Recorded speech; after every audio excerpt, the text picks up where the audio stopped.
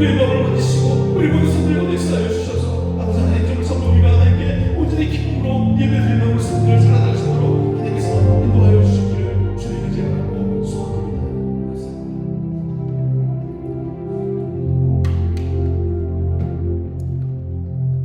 우리 다 같이 묵도하심으로 5월 마지막 주 부활절 6번째 우리 조네슬레 목사님 287주년 우리 회심주일 예배 하나님께 드리겠습니다. 묵도하십니다.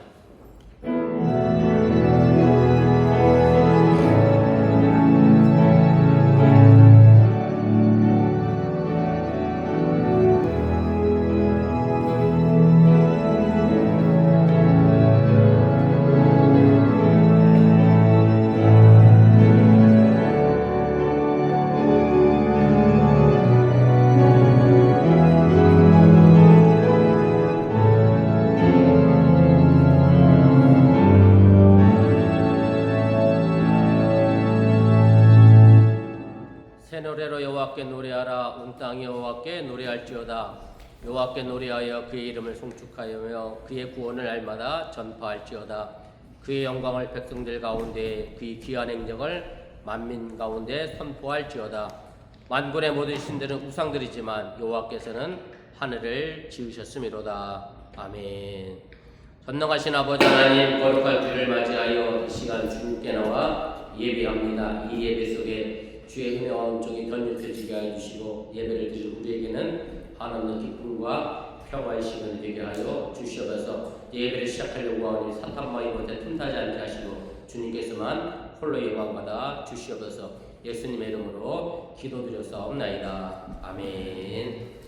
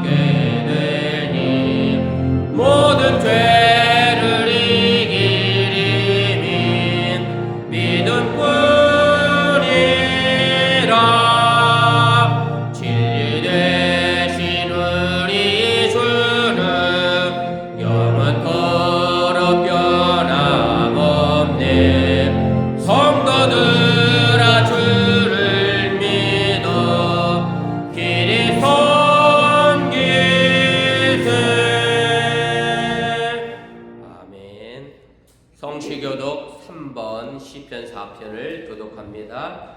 내 의의 하나님이여, 내가 부를 때 응답하소서. 곤란 중에 나를 너그럽게 하셨사오니 내게 은혜를 베푸사 나의 기도를 들으소서. 인생들아, 어느 때까지 나의 영광을 바꾸어 욕되게 하며 헛된 일을 좋아하고 거짓을 좋아하려는가. 여호와께서 자기를 위하여 강건한 자를 택하신 줄 너희가 알지어다. 내가 그를 부를 때 여호와께서 들으시리로다. 너희는 떨며 범죄하지 말지어다. 자리에 누워 심중에 말하고 잠잠할지어다. 의의 제사를 드리고 여호와의 말을 가질지어다. 여러 사람의 말이 우리에게 선을 보일 자 누구냐 하오니 여호와여, 주의 얼굴을 들어 우리에게 비추소서. 주께서 내 마음에 두신 기쁨은 그들의 묵시가 새보드와 평안할 때보다 더하니라. 내가 평안히 눕고 자기도 하리니 나를 안전히 살게 하시는 이는 오직 여호와시니이다. 아멘. 전능하사 천지를 만드신 하나님 아버지를 내가 믿사오며 그 외 아들 우리 주 예수 그리스도를 믿사오니 이는 성령을 대하사 동정녀 마리아에게 나시고 본디오 빌라도에게 고난을 받사 십자가에 못 박혀 죽으시고 장사한 지 사흘 만에 죽은 자 가운데서 다시 살아나시며 하늘을 오사 전능하신 하늘 편한 자 계시다가 저로서 사한 자와 죽은 자를 심판하러 오시리라. 성령을 믿사오며 거룩한 공예와 성도가 서로 떠는 복과 죄를 사하여 주시는 복과 몸이 다시는 복과 영원히 사는 것을 믿사옵나이다. 아멘.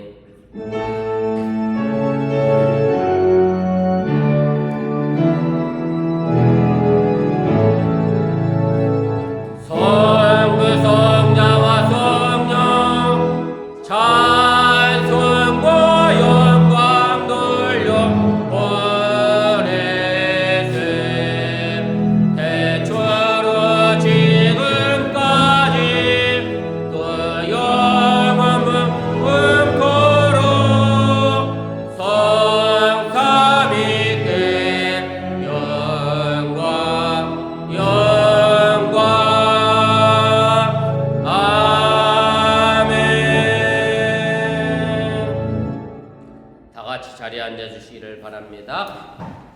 이 시간을 위해 제가 기도하겠습니다.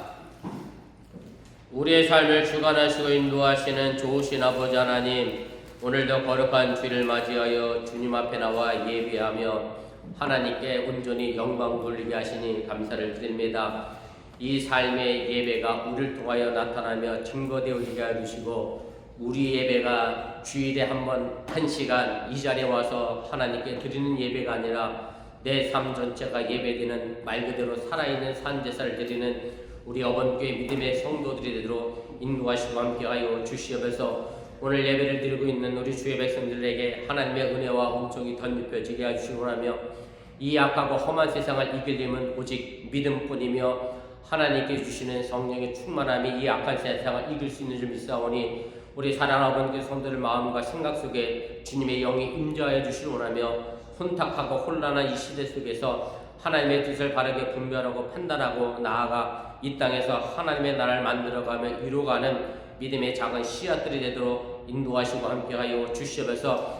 하나님의 씨앗이 작을지라도 그것이 땅에 썩어져 새로운 아버지 싹을 치워낼 때에 아름다운 열매를 많이 거두는 것처럼, 우리 어번교회 믿음의 성도들이 어느 곳에 있든 간에 작은 씨앗이 되어져 썩어지게 해주시고, 그것을 통하여 이 땅에 하나님의 나라의 열매를 많이 만들어가는 믿음의 씨앗들이 되도록 인도하시고 함께하여 주시옵소서. 특별히 저의 직장의 삶을 기억하여 주시길 원합니다. 이국 땅에서 직장인으로서 살아가는 삶이 또한 고단하고 힘들지만, 그러나 여전히 하나님께서 내게 맡겨주신 중요한 일임을 잃어버리지 않게 하여 주시고, 그 직장에서 하나님의 영광을 드러내며 또한 하나님께 보냄받은 자로서의 삶, 선교자로서의 삶, 또한 전도자로서의 삶을 잘 감당해 나가도록 인도하여 주시옵소서. 내 뜻대로 뭔가 하고자 하는 것이 아니라 보냄받은 자로서 보낸 이의 마음과 뜻을 헤아려 살펴나가며 이 땅에서 그렇게 하나님의 역사를 만들어가는 믿음의 온전한 도구가 되어지게 해주시고, 하나님이 우리를 이 땅에 보내셨사오니 하나님 보냄받은 자로서 그 하나님의 말씀과 뜻을 또한 세상에 증거해 내가도록 인도하여 주시면서, 직장의 일이 여러가지 일로 치우치고 또한 여러가지 일로 부딪힐 때가 많이 있습니다. 갈등과 분열의 문제가 생길 때도 있습니다. 그때마다 하나님께서 우리를 평화의 도구로 삼아주셨음을 잃어버리지 않게 해주시고, 우리 사랑하는 어머니의 성도들이 있는 그 자리가 하나님의 평화를 만들어가는 믿음의 자리가 되게 도와주시고, 하나님께 영광을 돌리며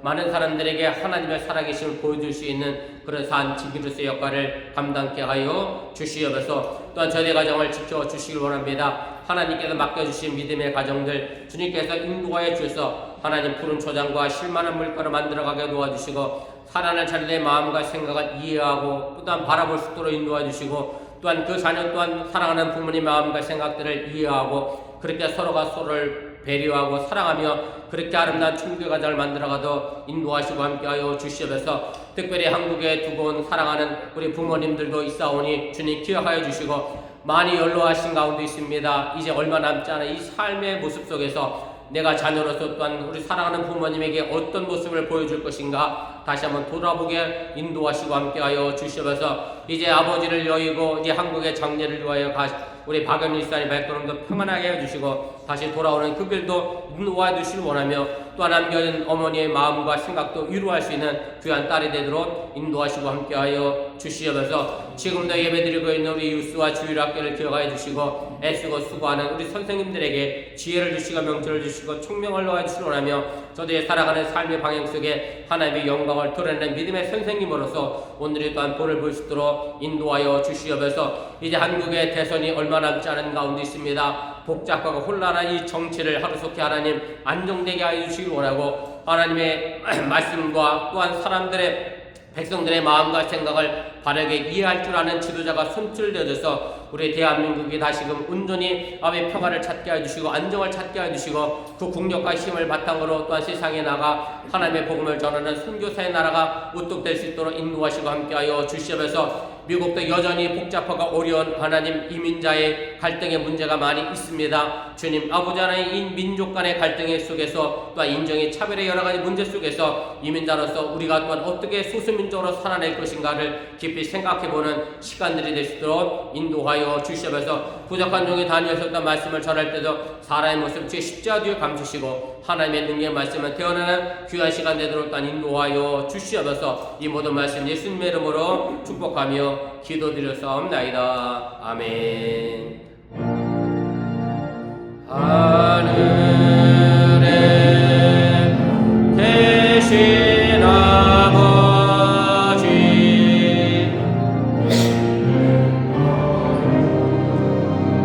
하사 주님 나라 임하시고 뜻이 이루어지다.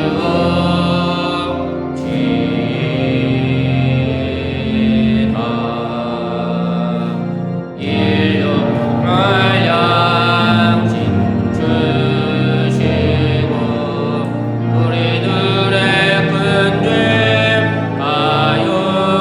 가용수하옵시고 또 시험에 들게 마시고 악에서 구원하소서.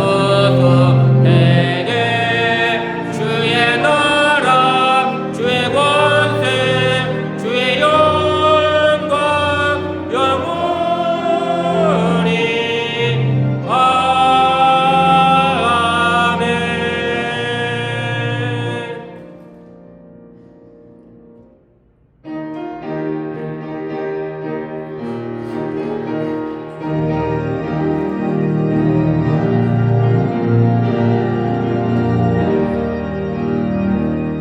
주님 주신 화평 믿음 얻기 위해 너는 정성껏 기도했나.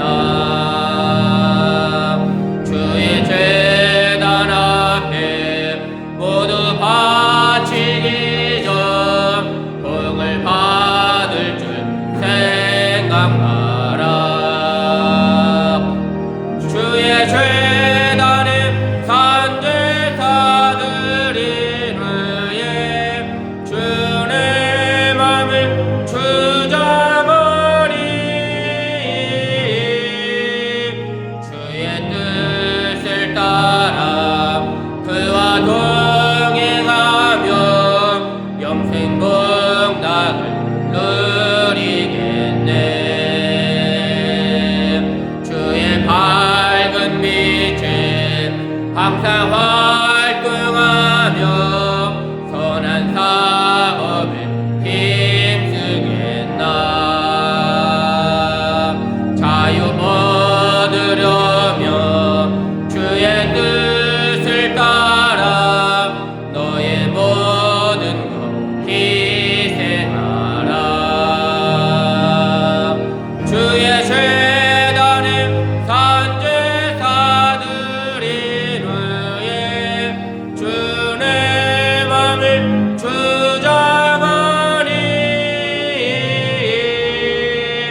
주의 뜻을 따라 그와 동행하며 영생 복락을 누리겠네. 주의 제단 앞에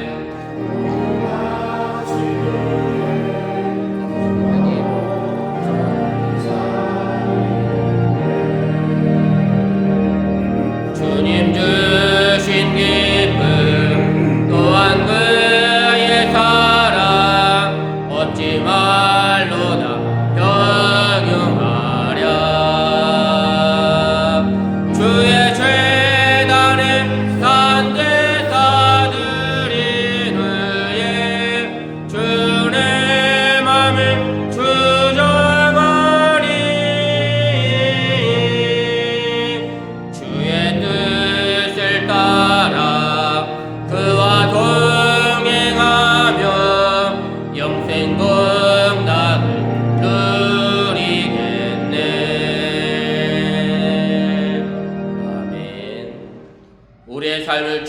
인도하시고 인도하시는 전능하신 아버지 하나님, 거룩한 주일에 주 앞에 나와 예배하며 사랑하는 성도들이 빈손으로 나오지 않고 정성된 마음으로 귀한 예물 드려 하나님께 드렸습니다. 억지로 드린 것이 또 아니오 인색함으로 드려진 물들도 아니오니 하나님께서 즐겨 받아주시옵시고, 또한 사랑하는 성도들의 삶의 터전 속에 하나님께서 많은 것으로 좋은 것으로 갚아주시고 채워주시옵소서. 하나님께서 약속하신 것처럼 11조를 드린 손길마다 저를 창고와 저도 넘쳐나게 놓아주시고, 감사의 물 드린 손길 속에 범사에 감사할 조건이 치우지게 하시길 원하며, 주의 영광을 드린 손길마다 손길 닿는 곳에 하나님의 영광이 나타나게 하여 주시옵소서. 특별히 연휴를 맞이하여 출타한 많은 이들이 있습니다. 어느 곳에 있든지 간에 이 거룩한 자리를 잃어버리지 아니하는 믿음의 성숙함도 도와해 주시길 원하며, 하나님의 백성으로서 그 역할과 그 사명 또한 잘 감당하도록 함께해 주시고, 또 출장을 통하여 다시 만난 우리 치원이 앞날의 삶도 주님께서 복되게 하여 주시옵소서. 이 모든 말씀 예수님의 이름으로 축복하며 감사하며 기도드렸사옵나이다. 아멘.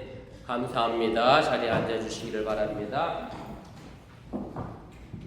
교회에서 전합니다. 앞에 화면 보시고 주보 보시고 차가 없으시길 바랍니다. 특별한 광고 없고요. 주일 어느 곳에 계시든 간에 좀 거룩하게 잘 지킬 수 있기를 바랍니다. 저희 아버지가 목회하던 때 그런 우스갯소리가 있었습니다. 주님이 언제 오시느냐면 비 오는 수요일 날 오시는 거랬어요. 왜 그러냐면 비 오는 수요 예배를 교인들이 제일 안 오거든요.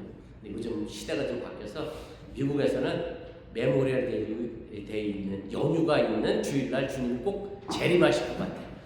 저희 교인들도 많이 연휴라 출타하셨는데 아무튼 오고 가는 발걸음에서 기도해 주시고, 또 연휴에도 불구하고 이 자리에 함께 하시는 여러분들에게 하나님의 축복과 은혜가 넘쳐날 수 있기를 바랍니다. 다음 주는 6월 첫째 주일로 우리 성찬 예식이 있습니다. 기억하시고 정성된 마음으로 성찬식 참여해 주시기 바라고요. 그 다음에 우리 한국 여정 앞에 두고 계신 분들 많이 계신데 오고 가는 발걸음을 위해서 기도해 주시고, 6월 둘째 주쯤 되면 우리 김민지 사님 가정도 한국 가시고, 그 다음에 우리 정혜로 선도님 가정도 또 한국 가시고, 아무튼 오고 가는 발걸음을 위해서 기도해 주시고, 또 제가 정확한 날짜는 그때 다시 광고하도록 그렇게 하겠습니다.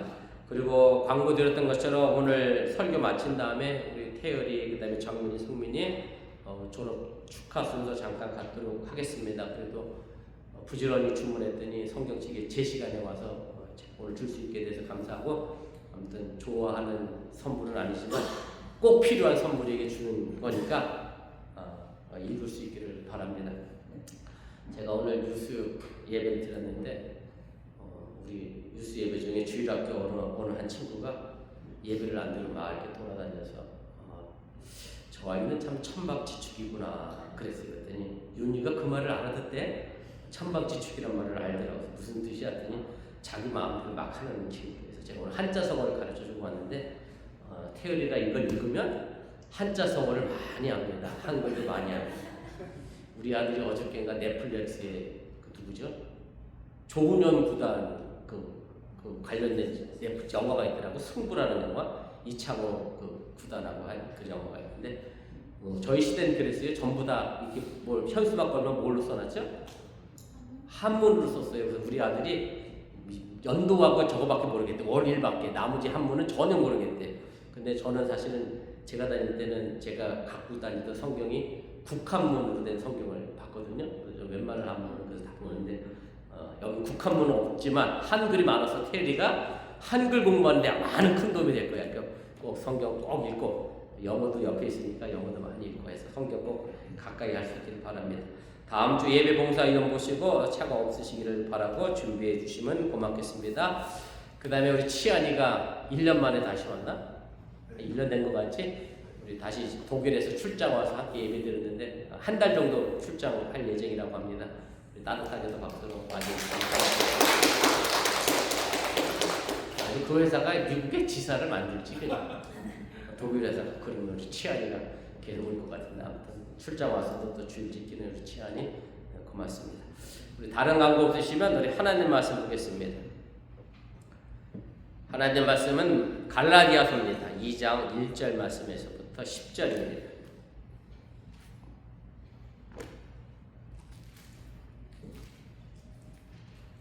갈라디아서 2장 1절부터 우리 10절까지인데 한 절씩 교독하시고 우리 우리 10절 말씀은 함께 읽도록 그렇게 하겠습니다.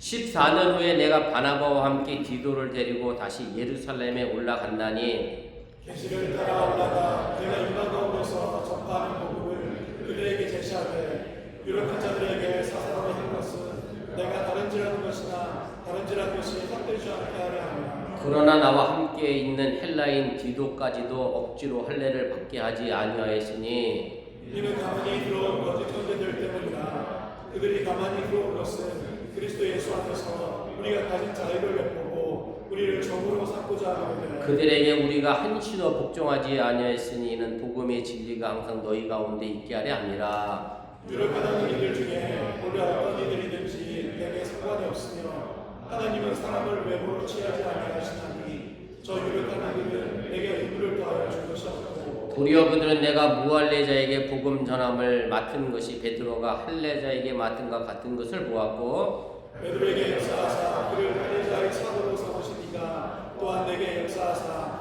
나를 유나은행 사도로 삼으셨느니라. 또 기둥같이 여기는 야고보와 게바와 요한도 내게 주신 은혜를 알므로 나와 바나바에게 친교 약속을 하였으니 우리는 이방인에게로 그들은 할례자에게로 가게 하려 함이라.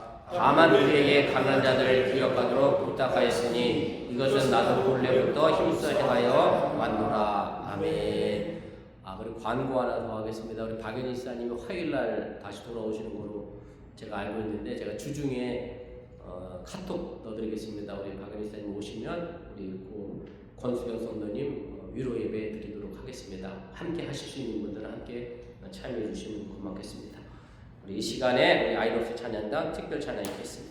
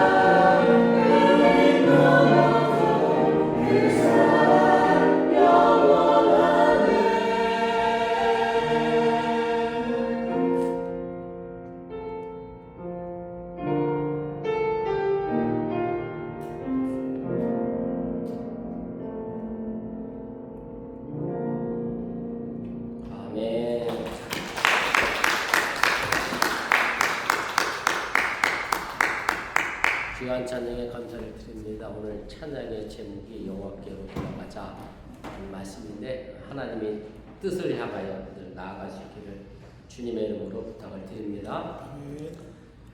제가 지난주에 하나님이 깨끗하다 한 것을 내가 속되지 하지 말라라는 제목으로 말씀을 드리면서 예루살렘에 있던 교회가 유대교회에서부터 출발했던 교회가 어떻게 팔레스틴을 넘어서 전 세계로 이방 지역에게 복음이 증거되었는지에 관한 이야기를 말씀을 드렸습니다.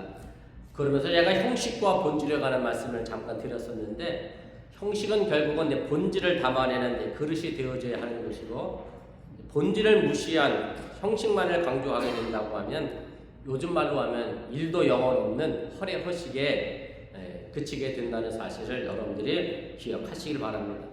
그래서 오늘 본문의 말씀도 지난 주일 설교의 연장선상에 있다 그렇게 말씀드릴 수가 있습니다. 우리가 신앙생활을 하다 보면 구약 성경에 나오는 율법과 그 다음에 신약 성경에 나오는 은혜 사이에서 상당한 혼란을 가지게 되는 경우가 많이 있습니다. 대표적으로 극단적인 얘기겠습니다만 구약 성경을 보면 웬만하면 죄를 지은 사람들을 전부 다 돌로 쳐 죽이라는 그런 말이 있습니다. 말이 좀 끔찍해서 죄송합니다. 특별히 안식일을 지키지 않으면 어떡하라고 그랬죠? 돌로 쳐 죽이라는 말씀도 있습니다. 그래서 사실 오늘 주일 안 지킨 분들 제가 지난주에 성경을 근본주의자들, 제가 복음주의자들을 제가 싫어하고 개인적으로 기독교를 혼란하게 만든다라고 얘기하는 이유 중에 하나가 바로 이런 부분에 있습니다. 근본주의자들이나 혹은 복음주의자들은 하나님의 말씀이 중요하다고 하면서 자기들 마음에 드는 것만 고집하고 사실은 그 외의 것들은 다 지키질 않아요. 정말로 제대로 근본주의자들이 복음주의자들이 하나님의 말씀 그대로 지키면 주일날 교회 안 오면 어떻게 해야 돼요? 돌에 맞아 다 죽어야 되는데 그렇지 않거든요. 근데 몇몇 것만 가지고 유독 문제를 삼고 자꾸 가르고 나누고 구별해서 문제가 되고 있습니다만은 사실 그렇게 적용하면 이 자리에 앉아있을 사람이 사실은 거의 없다고 봐요. 거의 다 돌에 맞아 죽어야 하는 그런 극단적인 생각을 우리가 가질 수 있게 됩니다. 그런데 신약 성경에 가면 예수님은 죄를 지은 사람을 향하여 또 이렇게 말씀하세요. 70번씩 7번까지라고 용서하면서 이 말의 의미는 여러분들이 아시는 것처럼 무지한 용서라는 겁니다. 죄를 지은 형제가 있으면 그 사람의 죄를 용서하라 이렇게 얘기하는 건데 그런데 이것도 우리가 생각해야 할 것은 무조건 죄를 용서하는 것이 과연 예수님의 사랑일까 하는 문제에 우리가 직면하게 됩니다. 무슨 말씀인가 하면 우리나라 속담에 받을 도둑이 무슨 도둑이 되죠? 소도둑이 되는데 사실은 잘못한 거 제대로 야단치지 못하고 바로 잡지 않으면 그냥 용서만 해준다고 하면 반을 훔치던 아이가 결국 나중에 소를 훔치는 어른으로 성장해 갈 수밖에 없는 심각한 문제가 생기기 때문에 예수님께서 용서하시라고 하는 이 말씀을 무조건적인 용서로 그냥 이해하고 받아들이기에는 조금 더 어려운 부분이 있습니다. 그래서 우리가 하나님의 공의와 그 다음에 하나님의 사랑, 하나님의 율법과 예수님 말씀하시는 은혜 사이에서 정말 하나님이 우리에게 원하시는 것이 무엇인지 우리가 어떻게 살아가는 것이 하나님을 기쁘시게 하는 신앙생활인지 그 안에서 갈등할 때가 많다는 그런 말씀입니다. 물론 이런 고민조차 하지 않는 분들이 계시면 깊이 회개하셔야 하고 우리가 크리스천인 이상 하나님의 뜻을 구하고 사는 삶을 살아내야 함을 여러분들이 믿으시기를 바랍니다. 중국 명나라 시대에 유원경이라고 하는 사람이 쓴 경유록이라고 하는 책에 재미난 이야기가 하나 있습니다. 흡이라고 하는 동네에 한 선비가 살았는데요. 이 선비 아버지가 젊었을 때 멀리 지방으로 장사를 떠났는데 장사를 떠난 지 30년이 됐습니다. 그래서 이 선비는 아버지를 한 번도 본 적이 없습니다. 다만 아버지가 떠나면서 방에 그려놓은 초상화만을 보면서 우리 아버지가 이렇게 생겼구나 이렇게 보면서 어른으로 성장을 했습니다. 그런데 30년이 지나서 어느 날 아버지가 돌아왔습니다. 아버지를 처음 봤죠. 이 아들은 처음 본 아들 선비는 아버지를 알아보지 못했습니다. 당연하죠. 아버지를 한 번도 본 적이 없기 때문이고 그래서 이 선비는 아버지가 남겨놓은 초상과 지금 실제로 자기 앞에 서 있는 아버지를 비교해 보기를 시작을 했습니다. 그런데 초상화에 그려진 아버지와 눈앞에 서 있는 아버지가 서로 닮은 구석이 하나도 없습니다. 그래서 이 선비는 고개를 흔들면서 이렇게 얘기했다는 거예요. 제 아버지는 살결이 희고 살이 쪘는데 지금 당신은 살결이 검고 너무 말랐습니다.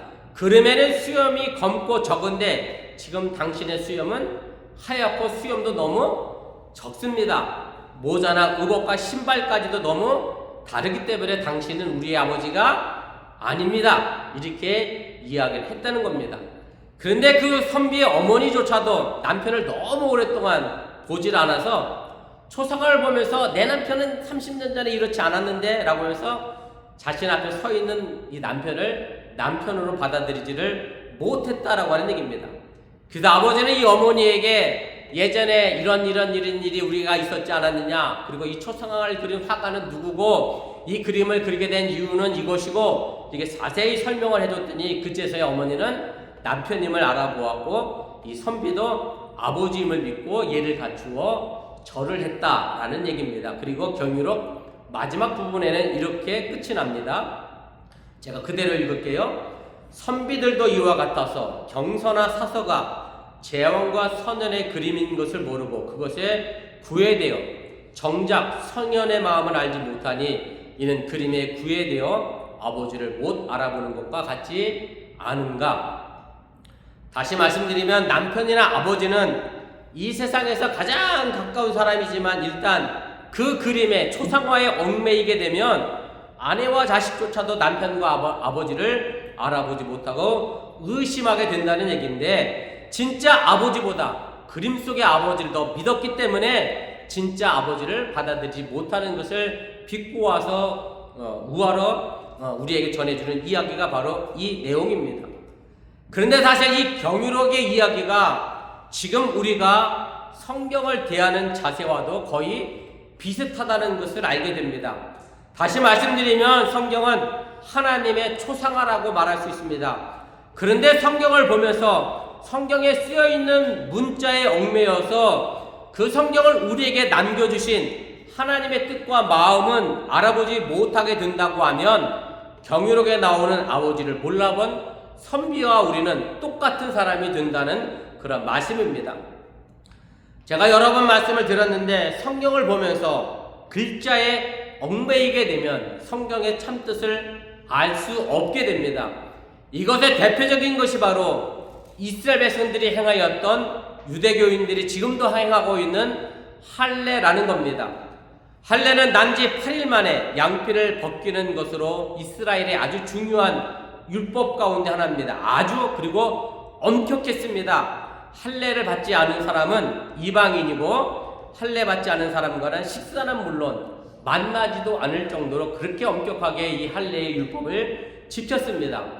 그리고 할례 받지 않은 사람들은 예루살렘 성전에 들어갈 수도 없었고 혹시 할례 받지 않은 사람과 길거리에서 만나서 이야기를 했다라고 하면 집에 와서 몸을 씻어낼 정도로 그렇게 할례는 중요한 하나님의 백성의 표시였기 때문에 이 할례를 유대인들은 철저하게 지켰습니다. 여러분들이 아시는 것처럼 2차 세계대전 때에 당시에 히틀러가 나치를 동원해서 유대인을 학살했는데 그 수가 뭐 500만에서 600만에 이른다라고 이야기합니다. 그럼 나치가 유대인들을 어떻게 구별했겠어요? 어떤 방식으로 구별했겠어요? 간단하죠. 뭐 확인만 하면 됩니까? 할례를 받았느냐 안 받았느냐만 확인하면 돼요. 그래서 할례를 받은 남자들은 다 잡아다가 죽였어요. 실제로 그렇게 했어요. 그러면 최소한 그때 당시에 살았던 유대인들이 아들을 낳고 나서 그 아들을 살리고 싶으면 뭐를 안 하면 될 거예요? 할례를 안 하면 되잖아요. 할례를 안 시키면 되잖아요. 그러면 그 아이는 그래도 2차 세계대전 당시에 최소한 살아남을 수 있는 길이 열리는데도 불구하고 유대인들에게는 이 목숨같이 뭐를 지켰기 때문에 율법을 지켰기 때문에 할례를 시행했고 그로 인하여 엄청난 유대인들이 2차 세계대전 당시에 할례 문제로 인하여 학살을 당하는 그런 실제적인 사건도 있었습니다. 그럼 왜 하나님은 유대인들에게 그렇게 할례를 하라고 말씀을 했을까 하는 겁니다. 할례의 참뜻은 뭐냐면 이방인들과 유대인들을 구별하기 위해서 할례를 행하라 말씀하는 것이 아니라 양피를 벗겨내듯이 죄를 벗기는 것이 할례의 참된 의미라고 하는 사실을 여러분들이 깨달으시길 바랍니다. 그래서 사도 바울은 로마에 있는 교인들에게 편지하면서 진정한 할례의 의미가 무엇인지를 이렇게 말해줍니다. 로마서 2장 28절 29절 말씀인데 영어로 한글로 같이 한번 읽어보겠습니다. 무릇 표면적 유대인이 아니요 표면적 육신의 할례가 아니니라. 오직 이면적 유대인이며 할례는 마음이 할지니 영에 있고 율법 조문에 있지 아니한 것이라. 사도 바울은 육체적 할례, 몸에 상처가 남는 할례를 이야기하는 게 아니라 그 할례보다는 내 마음의 할례, 내 마음에서 죄를 벗어내고 하나님을 닮아가고자 하는 노력과 마음이 있다고 하면 그것을 통하여 하나님의 구원의 역사에 동참하는 게 진짜 할례지, 그런 생각은 전혀 일도 갖지 않으면서 내가 육체적으로만 상처를 남는 할례를 받았다고 해서 스스로가 하나님의 구원의 백성이 되는 것은 아니라고 이야기하고 있는 겁니다. 바로 오늘 이 부분을 기억하면서 여러분들이 다시 본문의 말씀으로 돌아가려고 합니다. 그래야 오늘 본문의 말씀이 조금 더 이해가 되기 쉽기 때문에 제가 앞서 이런 말씀을 드렸습니다. 오늘 우리가 함께 읽은 이 갈라디아서의 본문은 아주 중요한 예루살렘 회의라고 합니다. 그리고 이 예루살렘 회의를 가지고 일명 사도회의라고도 얘기합니다. 초대교회 역사상 아니면 기독교 역사에서 제일 먼저 열렸던 회의가 바로 이 예루살렘 회의, 사도회의입니다. 이 예루살렘 회의는 사도행전 15장 1절에서부터 29절에도 동일하게 기록이 되어져 있는데 기독교 역사에서 정말 중요한 회의이기도 하고 최초의 회의이기도 하기 때문에 제가 오늘 이 말씀을 드립니다. 이 회의의 주제가 무엇인가 하면 바로 할례 문제를 다루고 있습니다. 그럼 왜 기독교가 복음을 전하면서 이 할례 문제가 그렇게 중요하게 되었느냐 하면 복음이 이방인들에게, 다시 말씀드리면 유대인을 벗어난 외국인들에게 복음을 전하기 시작하면서 이 할례 문제가 대두되게 됩니다. 다시 말씀드리면 유대인들이 예수를 믿어서 기독교인이 된 것이면 아무 문제가 없습니다. 그런데 할례 받지 않은 이방인들이 기독교인이 됐을 때에 이 이방인들에게 할례를 과연 시켜야 되느냐 아니면 말아야 되느냐, 이 문제가 대두됐고 바로 이 문제를 해결하기 위하여 사도회의가 열리게 됐다라고 하는 얘기입니다. 우리가 이 회의를 제대로 이해하려고 하면 초대교회 역사를 조금 들여다볼 필요가 있습니다. 초대교회는 크게 두 교회 공동체가 성장하여 자리를 잡았습니다. 그 하나는 바로 예수님의 제자를 중심으로 한 예루살렘 교회가 있었습니다. 예루살렘에 있던 교회는 당연히 누가 예수를 믿었겠어요?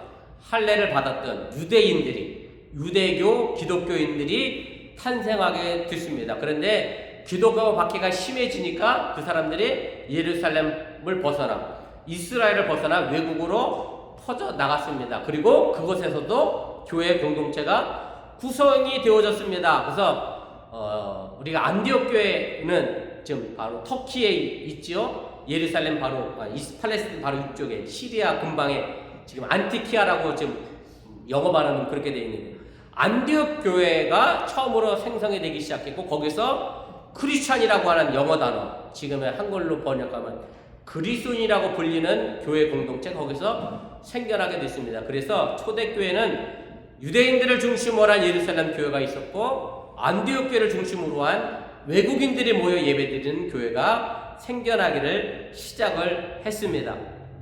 그런데 이제 바로 여기서 이제 문제가 생겼습니다. 무슨 얘기냐면 예루살렘 교회는 어떤 예배 방식을 선택을 했겠어요? 제가 지난주에 우리 한국에 전파된 기독교는 무슨 방식이라고 했어요? 유교적 기독교라고 그랬겠죠. 그래서 제사 문제 뭐 이런 거 유교 문제와 관련된 여러 가지 부모에 대한 효 문제가 걸림돌이 돼서 심하게 박해받는데, 그럼 예루살렘에서 성장한 교회는 어떤 방식으로 예배를 드렸겠어요? 아주 하늘에서 떨어진 방식으로 예배를 드렸겠어요? 유대인 방식입니다. 유대인들 자신들이 가져왔던 있던 방식 그대로, 자신들의 생활 방식 그대로, 자신들의 예배 방식 그대로 기독교 공동체를 형성하여 예배를 드리기를 시작을 했습니다. 그럼 저 외국에 있는 안디옥 교회에서는 어떻게 예배를 드렸겠어요? 거기는 당연히 유대인들이 아니니 자기들 문화 방식대로, 외국에 살던 사람, 외국물 먹은 대로 그런 방식으로 아마 예배를 드렸을 겁니다. 그러니 서로 다른 문화의 두 교회가 성장하게 되고 그것이 서로 상충되어지게 됐다라고 하는 얘기입니다. 예루살렘 안에 있었던 유대교 교회는 당연히 예수 믿으면서도 뭘 받았겠어요? 할례를 받았겠죠. 마찬가지입니다. 저도 강원도 영월서 천목회 할 때 우리 교인들 다 교회에 와서 집사님 권사님 되면서도 집에서 뭐 하셨겠어요? 다 제사 지냈다니까요. 우리 동네 얼마나 웃긴 동네였는 줄 아세요? 대구보다 더해요. 무슨 동네냐?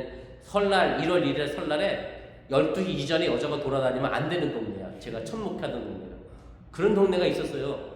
대구는 그런 동네 없죠? 없죠. 우린 그런 데서 목회했다니까. 얼마나 여자를 새해 첫날 여자를 보면 재수 없다고 동네 못 따라다니게 돼. 그러니 그 동네 사람들은 당연히 예수 믿어도 어떻게 했겠어? 그 방식대로 예수 믿었어요. 그분들 제사 지냈어요. 제가 그거 갖고 뭐라고 하지? 안 했습니다. 예수 믿었으니 제사 나 때려치시고 그러면 그 동네에서 쫓겨날 거예요. 아마 그분들 전부.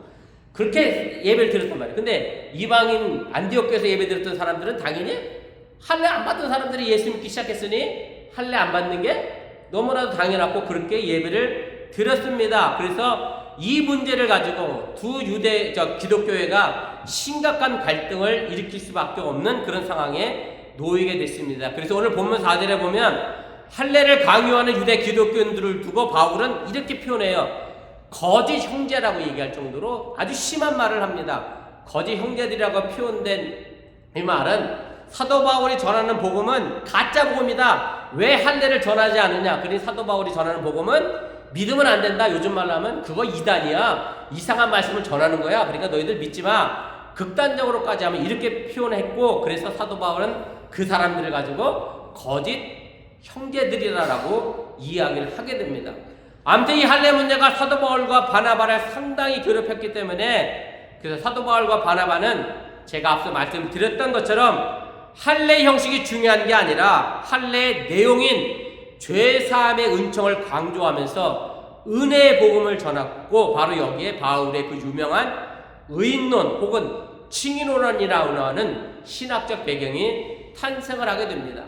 다시 말씀드리면 사람이 의롭게 되는 것은 율법의 행위에서 난 것이 아니라 오직 예수 그리스도를 믿음으로 말미암아 믿는 믿음을 통하여 우리가 구원받는 것이지, 내가 할례를 받고 안 받고가 나의 삶의 구원의 문제와 관계가 없다라는 것을 사도 바울은 이야기를 하게 됐다라고 하는 얘기입니다. 그래서 바로 이 문제를 해결하기 위하여 사도 바울과 바나바는, 그리고 디도라고 하는 이방인 헬라인 외국 사람이죠, 예루살렘 교회에 가게 된 것이고, 거기서 예수님의 제자들이었던 예수님의 동생 야고보, 그 다음에 베드로, 요한을 만나서 예루살렘에서 첫 번째 회의를 합니다. 이 할례 문제를 과연 우리가 어떻게 해결하면 좋겠느냐라고 서로 합의를 하게 되는데, 그 합의의 결과가 본문 9절에 기록이 되어져 있는데 이렇게 되어 있어요. 서로 친교의 약속을 나누었다라는 것으로 봐서 두 교회가 잘 합의를 해서 좋은 결론을 도출했다는 것을 우리가 알게 됩니다. 제가 본문 7절 9절 말씀 다시 읽어드릴 테니까 한번 보세요. 그들은 내가 무할례자에게 복음 전함을 맡은 것이 베드로가 할례자에게 맡은과 같은 것을 보았고, 베드로에게 역사하사 그를 할례자의 사도로 삼으신 이가 또한 내게 역사하사 나를 이방인의 사도로 삼으셨느니라. 또 기둥같이 여기는 야고보와 게바와 요한도 내게 주신 은혜를 알므로 나와 바나바에게 친교의 악수를 하였으니 우리는 이방인에게로 그들은 할례자에게로 가게 하려 함이라. 이 말씀을 정리하면 할례를 받아야 하는 유대인 선교회는 베드로와 예수님의 제자들이 힘을 썼고, 할례를 받을 필요가 없는 이방인 선교회는 바울이 수고하기로 결정했다라고 하는 얘기입니다. 복음은 하나이지만 서로의 문화적 관습은 인정하게 됐다고 하는 얘기고, 유대인들에게는 정통대로 할례를 그냥 하기로 했고, 이방인들은 할례를 받든 안 받든 자유롭게 하자는 것이었고, 여기서 서로의 선교 지역이 나누어지게 됐다라고 하는 얘기입니다. 그런데 놀랍게도 바울은 이 회의의 자리에 자신의 제자이자 동역자인 디도와 함께 갑니다. 제자와 함께 가는 것이 뭐 그리 놀라운 일이냐라고 할 수도 있는데, 오늘 성경의 본문에 보면 디도는 유대인이 아니라 뭐라고 돼 있어요? 헬라인이라고 돼 있어요. 이 헬레니즘 문화 속에 살던 외국인이었습니다. 이방 사람이었습니다. 예루살렘 성전에 데리고 들어갔습니다.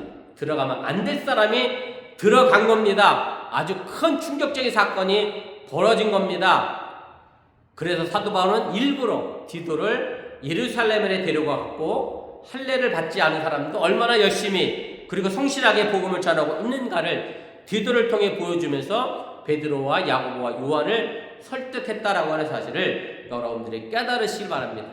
사실은 사도 바울이 디도를 데려간 것도 저는 대단하다고 생각하지만 더 대단하다고 생각한 사람들이 누구냐면 바로 예수님의 수제자인 베드로, 예수님의 동생인 야고보, 그리고 예수님의 제자였던 요한도 굉장한 큰 결단을 하게 됩니다. 왜 그런가 하면 자신들이 수천 년 동안 대대로 지켜왔던 할례의 전통을 뒤로하고 이방인들에게 이방의 형식과 이방의 문화가 있다는 것을 인정해 주었기 때문에 그렇습니다. 사실 이 싸움은 유대교 유대인들 입장에서 보면 자신들의 정체성을 완전히 뭐하는 것과 똑같죠? 부정하는 것과 똑같은 거예요.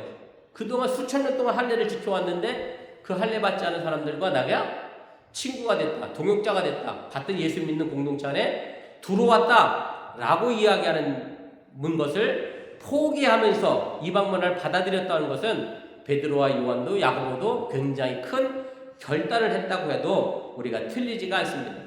그래서 유대교 기독교와 이방계 기독교가 서로 이질적으로 다른 이 두 교회가 분열되고 나눠질 수밖에 없는 그런 위기에 처해 있을 때에 본질을 훼손하지 않는 선에서 형식적인 문제를 서로 양보함으로 말미암아 하나님의 복음을 위하여 서로 이해하고 양보해서 하나의 교회로 통합된 교회로 성장해 나와 지금에 이르렀다는 사실을 여러분들이 깨달으시길 바랍니다.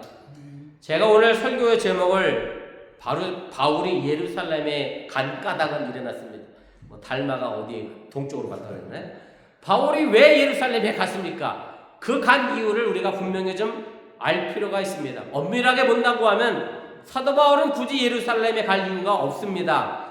오늘 보면 10절에 보면 바울과 바나바가 예루살렘 교회에 있는 가난한 사람들을 기억해 달라고 한 것처럼 예루살렘 교회는요, 가뭄 때문에 아주 가난한 상황에 놓여 있었고, 그 사도 바울은 고린도서에서도 나오지만 이방인 교회들에게, 외국인 사람들에게 헌금을 모아서 예루살렘 교회로 좀 도와줬으면 좋겠다라고 해서 헌금을 모아 도와줬던 적이 있습니다. 쉽게 말씀드리면 예루살렘 교회보다 지금 사도 바울이 있었던 안디옥 교회가 더 크고 부자고 더 복음 전하는데 용이했던 곳인데도 불구하고 사도 바울은 예루살렘을 갑니다.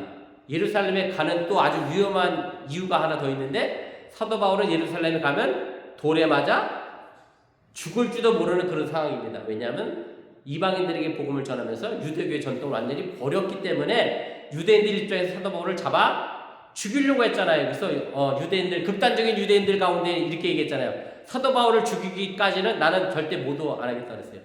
성경에 있어요.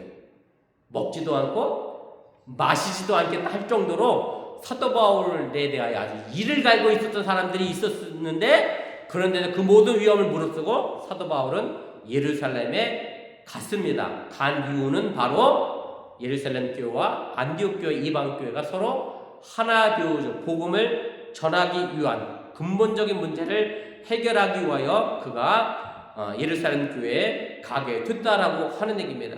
그 사실에 대하여 오늘 본문 2절은 이렇게 설명을 합니다. 제가 읽어드릴 테니까 앞에 화면을 보시면 좋겠습니다. 계시를 따라 올라가 내가 이방 가운데서 전파하는 복음을 그들에게 제시하되 유력한 자들에게 사사로이 한 것을 내가 다른지라는 것이나 다른지라는 것이 헛되지 않게 하려 함이라. 여기서 말하고 있는 유력한 자들이란 본문 9절에서 말하고 있는 야고보와 베드로와 요한을 말하는 것이고, 바울은 그렇게 예루살렘에 갈 필요가 없음에도 불구하고 그런 위험을 감수하고라도 예루살렘에 간 것은 자신이 이제까지 복음을 전하기 위하여 달려온 발걸음이 헛되지 않게 하기 위하여 내가 예루살렘에 갔다라고 분명하게 이야기하면서 할례라고 하는 교리상의 문제를 두고 예루살렘 교회와 이방 교회가 갈라지는 것을 원치 않았기 때문에 사도 바울은 예루살렘에 위험을 무릅쓰고 갔다는 사실을 여러분들이 깨달으시기를 바랍니다. 갈라지는 것은 궁극적으로 복음의 본질, 서로가 하나 되기를 바라시는 하나님의 뜻을 저버리는 결과를 가져오기 때문에 이것이 바울이 가지고 있었던 교회의 공동체 의식이었다고 하는 사실을 여러분들이 깨달으시기 바랍니다. 사도 바울은 예루살렘 교회와 이방 교회가 형식의 문제로 갈라지고 나눠지는 것을 원하지 않았고 이 문제 때문에 예루살렘 교회에 간 것이고 그래서 초대교회가 분열의 위기를 벗어나 부흥할 수 있었다라고 하는 사실을 여러분들이 깨달으시기를 바랍니다. 오늘은 전 세계 감리교회가 존 웨슬리 회심 주일로 지킵니다. 저희만 지키는 게 아니라 미국 연합감리교회로 다른 전 세계 흩어져 있는 모든 감리교회가 지킵니다. 아시는 대로 우리 감리교회는 역사로 따지면 겨우 올해가 혹시 몇 주년이에요? 287주년입니다. 287년밖에 안 된 교단입니다. 장로교회는 마틴 루터부터 시작했으니까 종교개혁이 태어나 언제 일어났을까? 종교개혁, 릴리전 리폼이 언제 일어났을까? 세계사 속에서 안 일어나?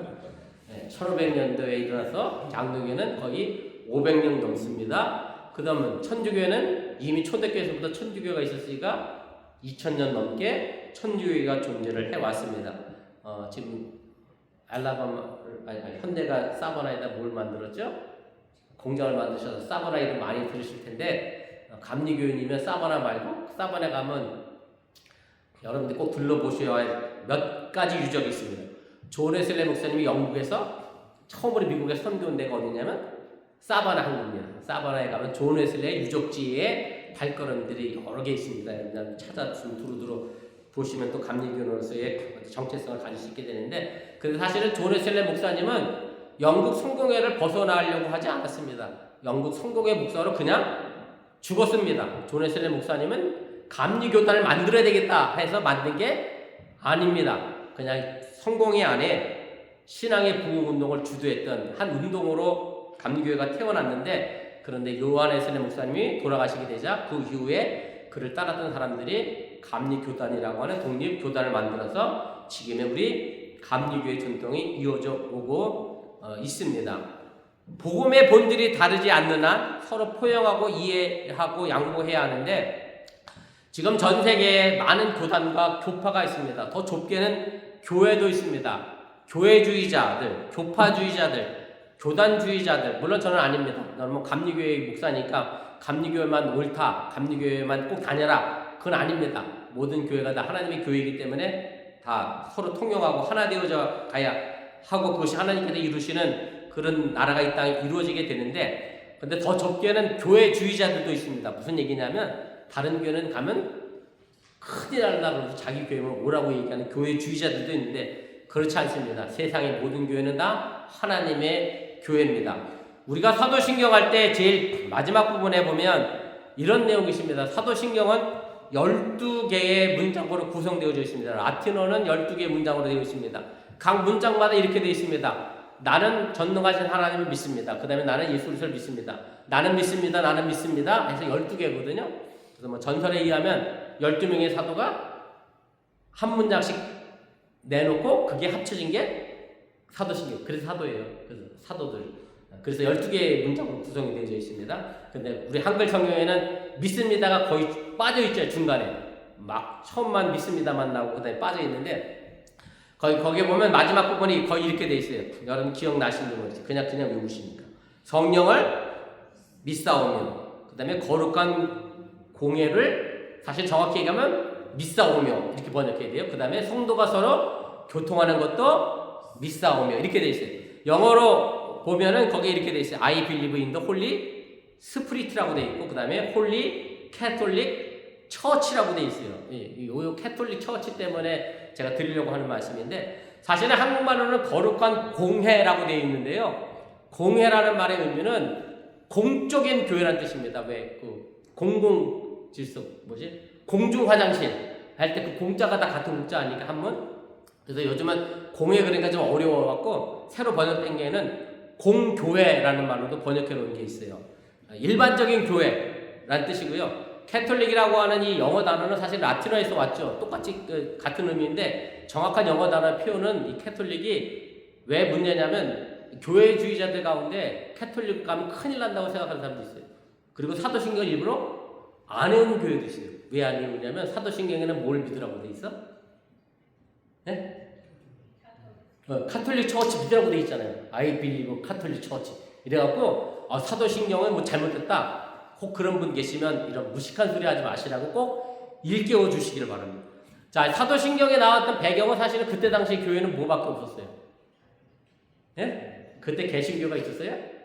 천주교회에는 아무 교회도 없었습니다. 동방 전교회도 없었습니다. 이 사도신경 나올 때는 러시아 전교회, 그리스 전교회 없었습니다. 오직 교회는 캐톨릭 처치 하나. 사실은 캐톨릭이 그 교단을 얘기하는 게 아니라 하나님의 하나의 보편적인 교회라고 하는 의미입니다. 근데 그 영어 그대로 캐톨릭을 쓰고 있는 거고, 근데 그걸 마치 교단으로 생각해서 이 사도신경 외우면 안 된다라고 얘기하는 사람들이 간혹 있긴 한데 그런 뜻이 아니라 카톨릭의 의미는 보편적인 유니버셜한 그런 교회로서 그런 교회를 우리가 믿는다라고 얘기하는 겁니다. 그래서 하나님의 교회는 궁극적으로 사실 몇 개예요? 하나입니다. 하나. 여러분들이 감리교회를 다니든 천주교를 다니든 장로교를 다니든 다 그 교회는 전부 누구의 교회예요? 하나님의 교회지. 그거 가지고 교단끼리, 교파끼리, 교회끼리 서로 치고받고 싸우라고 하나님이 각 교파와 교단과 교회를 나눠놓은 것이 결단코 아니라고 하는 사실을 여러분들이 깨달으시기를 바랍니다. 오늘 예루살렘 교회와 이방인 교회가 복음의 본질을 두고 다른 문화적 차이와 갈등을 서로 이해하고 포용했던 것처럼 사실은 우리의 모습이 또한 그래야 함을 여러분들이 잊지 마시기를 바랍니다. 하나님의 교회는 하나이고 우리는 모두 하나님의 한 형제 자매이고 한 공동체여야 한다는 사실을 여러분들이 잊지 마시길 바랍니다. 좁은 의미로 보면 우리 어번교회 모두 성도들도 함께 하나 되어지는 공동체 의식을 가져야 합니다. 우리가 얼마 되지 않은 교인들끼리 내 신앙이 옳다, 네 신앙이 틀렸다 서로 치고받고 싸우라는 의미가 아니라 하나 되어주는 관계를 만들어 가야 합니다. 내 자신만을 위한 신앙이 아닙니다. 신앙은 언제나 관계입니다. 믿음에는 반드시 주어가 있고 목적어가 있어야 합니다. 주체가 있고 대상이 있어야 합니다. 관계입니다. 신앙을 항상 더불어 해야 합니다. 그리고 더불어를 위해서는 질서와 법이 있어야 합니다. 그것이 크건 작건 간에 그 법과 질서를 지켜나가는 것에 한 사람의 성숙이 있고 속해 있는 교회 공동체가 발전해 갈 수 있음을 여러분들이 잊지 마시길 바랍니다. 그래서 감리교회는 감리교회다운 법칙이 있고 규율이 있고 그런 행태의 예배의 모습이 있고 장로교회는 장로교대로 침례교회는 침례교회대로의 그런 모습이 있습니다. 사실은 그런 것을 잃어버리면 자기의 정체성을 잃어버리게 되죠. 기독교가 욕먹는 것 가운데 하나가 사실은 배타주의 때문에 욕먹습니다. 이것만 아니면 전부 다 마귀, 지옥 갈 사람 이렇게 선을 긋다 보니까 기독교가 더 많이 욕을 먹는데 사실 우리 기독교는 그렇게 선을 긋는 종교가 아니라 모든 백성이 하나님이 창조하신 귀한 자녀들이고 그들에게도 복음을 전하라고 하나님은 우리를 보내셨다는 사실을 여러분들이 잊지 마시고 나누고 가르지 마시고 한 공동체 안에 있는 우리가 서로 하나 되어지고 교제하고 서로 하나님의 몸, 예수 그리스도의 몸을 만들어 갈 수 있기를 주님의 이름으로 간절히 부탁을 드립니다. 바로 그러할 때 우리 어번교회가 성숙하고 성장해가는 교회가 될 수 있다고 하는 사실을 여러분들 기억하시면서 정말 우리 어번교회가 하나의 교회로서 그렇게 성장해 나갈 수 있기를 바라고 존 웨슬리 목사님의 신앙의 전통을 받아 뜨거운 성령의 체험을 하는 저와 여러분들이 되어줄 수 있기를 또한 주님의 이름으로 간절히 축원을 드립니다. 기도하겠습니다. 말씀을 기억하며 잠시 합심해서 함께 기도하겠습니다.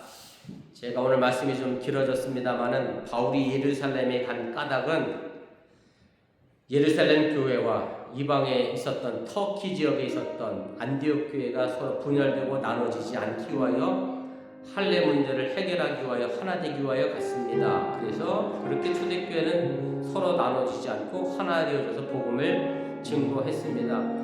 그런데 시간이 흐르다 보니 우리 교회가 여러 가지 모양으로 성서 해석의 차이의 문제로 인하여 나눠지고 갈라졌습니다. 천주교에서 개신교가 나왔고 천주교에서 동방 정교회와 러시아 정교회 또 그리스 정교회가 나왔고, 그리고 또 개신교에서는 장로교뿐만 아니라 감리교회도 나왔고, 성공회도 나왔고, 또 침례교도 나왔고, 여러 가지 오순절 또 교단도 나왔고, 많은 교단이 나왔습니다.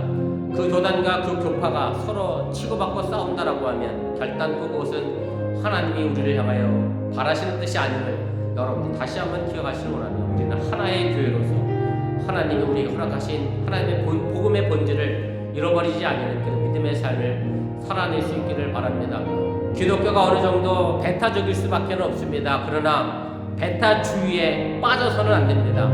우리끼리만 잘 믿고 천국 가자, 이것은 하나님이 원하시는 뜻이 아님을 여러분들이 기억하시고, 세상을 향하여 문을 넓게 열고 그들에게도 하나님 복음이 증거되어져서 온 세계가 정말로 하나님의 뜻을 이루어갈 수 있는 그 어느 생명 그 누구도 가르고 나르고 배타해서 차별하는 그런 것이 아니라 하나님의 뜻을 이루어가는 그런 어번교가 되어주시기를 바랍니다. 잠깐 기도하겠습니다. 사랑의 하나님 고맙습니다. 우리가 이 시간에 살아가는 동안에 하나님의 말씀을 상고하며 기억합니다.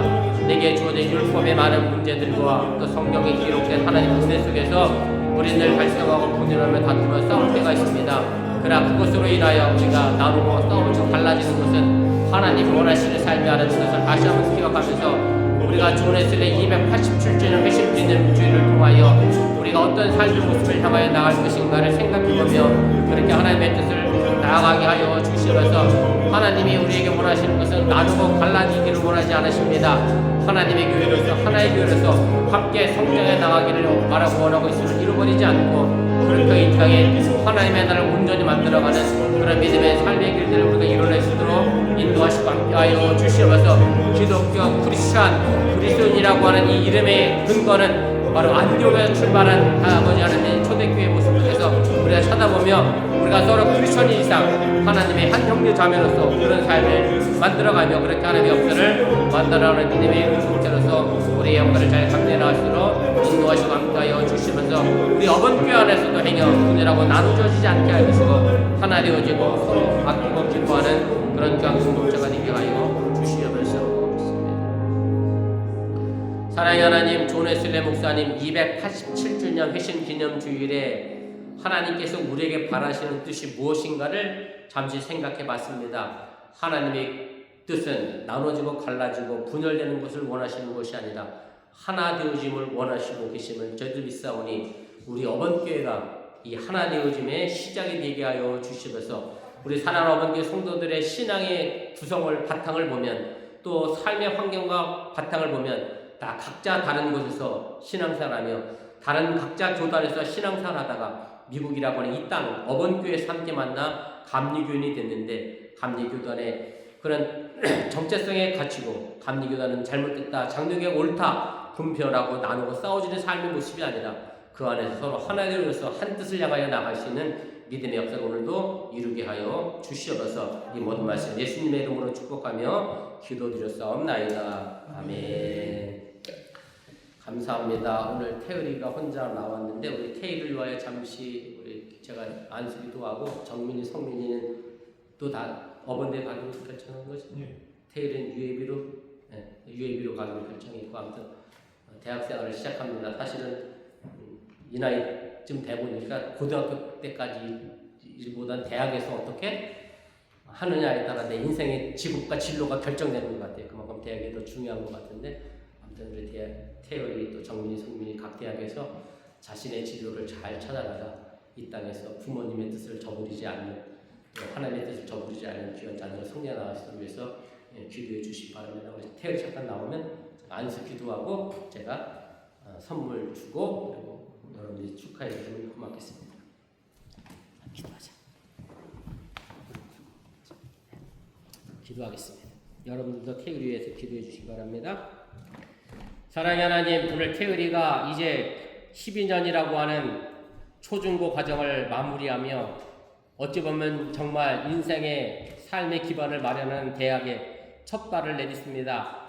많은 학교 가운데에서 UAB를 선택하여 그의 진로를 결정했사오니, 태율이가 진로를 결정한 그 걸음이 결코 잘못된 걸음이 아니라 하나님께서 예비하시고 인도하시는 아름다운 걸음이 되게 하여 주시고, 그 걸음을 통하여 자신의 밝은 미래를 만들어가며 개척해 나가는 믿음의 귀한 자녀가 되도록 인도하시고 함께하여 주시옵소서. 어찌 보면 테리의 인생은 테리 인생의 혼자만의 삶은 아닙니다. 사랑하는 부모님의 기도가 있음을 우리 테리가 잃어버리지 않게 해주시기 원하며, 또한 사랑하는 가족과 일가 친척들이 있음을 또한 잃어버리지 않게 하시고, 주위의 동료와 친구들이 있음을 잃어버리지 않게 하시고, 그 합력하여 선을 이뤄나가는 테리 아름다운 인생이 되시도록 인도하여 주시옵소서. 이제 대학에 진학하여 새로운 공부를 합니다. 지혜를 주시고 명철을 주시고 총명을 넣어 주시기 원하며, 저가 공부하는 것이 대학원 진로를 향한 귀한 밑거름이 되게 해 주시고, 그 인생의 진로를 결정하는 귀한 시작의 발걸음이 되도록 축복하시고 함께하여 주시옵소서. 오늘 함께하지 못한 우리 정민이 송민도 기억하여 주시고, 어번대에 진학하여 그의 진로를 향하여 나아갑니다. 성숙한 어른이 되어지게 하여 주시옵소서. 몸만 크는 어른이 아니라 마음도 커지는 어른 되게 하시고, 부모님의 마음을 이해하는 어른 되게 하시고, 하나님을 향한 믿음의 신앙도 함께하는 어른 되게 하여 주시고, 주위를 살피고 돌아보는 그런 어른이 될 수 있도록 인도하시고 함께하여 주시옵소서. 이 모든 말씀 예수님의 이름으로 간절히 축복하며 기도드렸사옵나이다. 아멘. 감사합니다. 우리 박지사님 대신 받았다. 자, 태율이 졸업 축하하고. 감사합니다.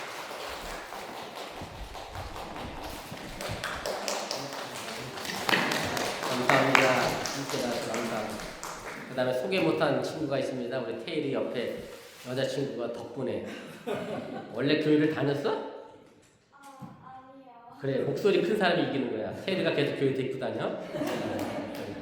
이래서 교회에 첫 발을 내밀어서 하나님의 귀한 백성으로 다시 태어났습니다. 우리는 하나야, 한 식구야. 자, 아무튼 테일이 여자친구입니다. 누군가 또 우리 김전사님께서 딸을 낳았나 오해하실까봐. 함께해서 고맙습니다. 다 같이 일어나셔서 우리 찬송가 우리 380자 찬송하시고 제가 축도로 축복성으로 예배 마치겠습니다.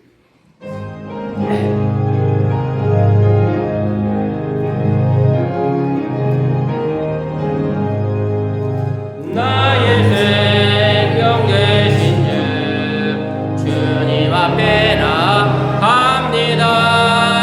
주의 흘린 보혈로 정케 하사 받아 주소서. 날마다 주를 찬송하겠네.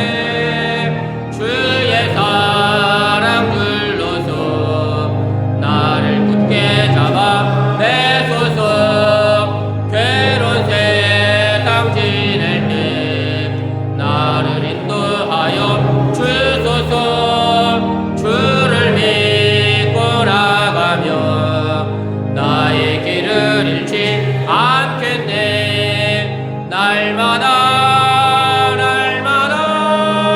주를 찬송하겠네. 주의 사랑 줄로서 나를 굳게 잡아 내소서. 세상 살아갈 때에 주를 더욱 사랑합니다.